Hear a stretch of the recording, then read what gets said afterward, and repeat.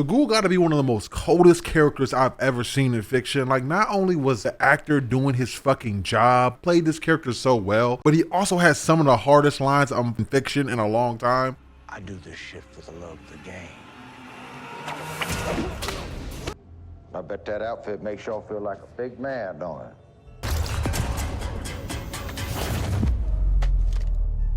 Damn, y'all ain't got me working up an appetite.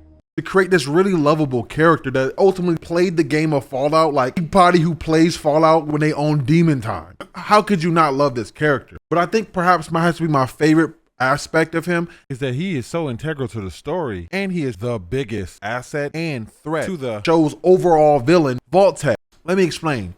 The show starts off when we meet Cooper Howard. He's still an actor after becoming a Marine and fighting against the war against America and China. And he's a famous actor now. Like, he's really doing his thing. He's basically like the Captain America of this timeline. Like, people love him. His actor is cool as hell. He's got a lot of fans. Everything seems to go well in his life. He's got a wife. He's got a daughter. He's got a dog. Like, this man is literally living the American dream and is not worried about anything else happening. Until his evil ass wife decides to coerce him into working for Vault-Tec. Now, this time, Vault-Tec is not really a big company. It's kind of small, but with the help of Cooper Howard, they're able to finally put themselves on the map and really take up space in the minds of the consumer. Remember now, Vault-Tec's main job is to make a product out of the end of the world. In order to do that, they need effective marketing to get their product out there. And this is how Cooper Howard ends up being the biggest asset to Vault-Tec to help them grow and escalate, as marketing is one of the biggest tools of capitalism to spread across the world. Cooper Howard ends up becoming the face of Vault-Tec.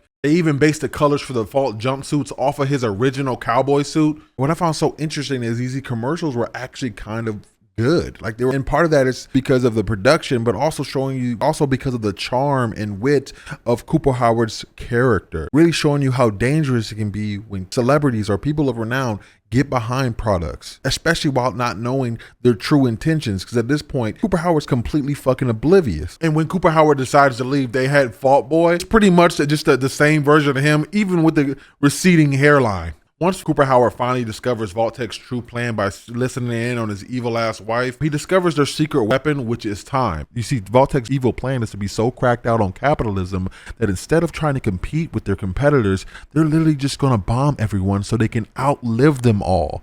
And then sell all the vaults that they were initially making for individuals, sell them to shareholders so they can create their own experiments on how they think humanity should run. And of course, they come up with the most diabolical experiments known to mankind. Like, these niggas is so creatively evil that this shit looks straight out of a fucking cartoon. The sad part is I believe that it could happen in real life. And then to find out not only your wife is complicit in this shit and she was keeping it from you, your face is on the fucking building, bro. You are literally the poster child for the capitalistic apocalypse, bro.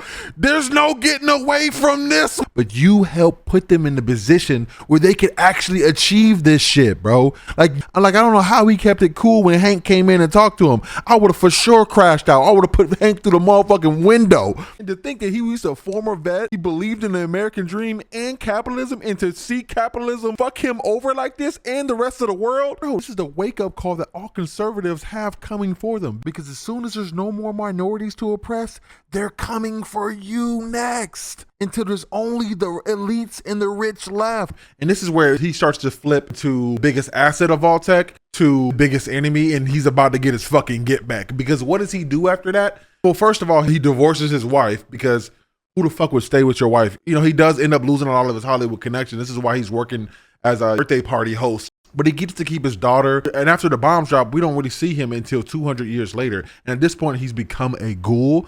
Now, how he got to survive 200 years is speculated, but I do know that the ghouls are essentially immortal.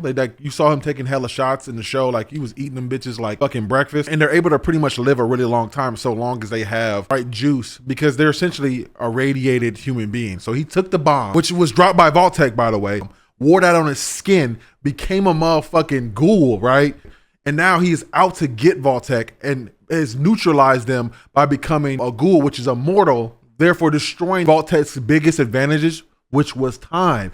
This is the real deal definition of getting it out the mud and getting it back in blood all at one time. This man was holding a grudge for over 200 years, man. And I can't even blame him. Could you imagine what you would do after your wife betrayed you like this and you found out she was a fucking genocidal apocalyptic maniac? With the amount of betrayal you would feel? Some of you Eren Yeager fans don't know what I'm talking about. And you found out the company that she worked for is the one that made her do it? I would have wanted to spin the block on her ass too. And I got people asking, like, why does he seem so evil in the beginning of the series? It's because nigga is on demon time. He's about to get his blick back. He's about to find his family and he's about to kill his evil ass wife. Lord knows she's probably some kind of evil puppet of Vault-Tec by now. He probably turned her into some kind of monster. And hopefully his daughter's still alive, but I have a feeling it's going to be sticky. And overall, this is why I really love his character, because he was both the biggest asset to Vault-Tec and the biggest threat to Vault-Tec moving forward. I can't wait for season 2. I don't know about y'all. And season 2 is finna be crazy, and we know it's finna tie deeply into his character arc moving forward. But let me know what you think in the comment section, and make sure y'all like and subscribe to the channel if y'all want more hot takes,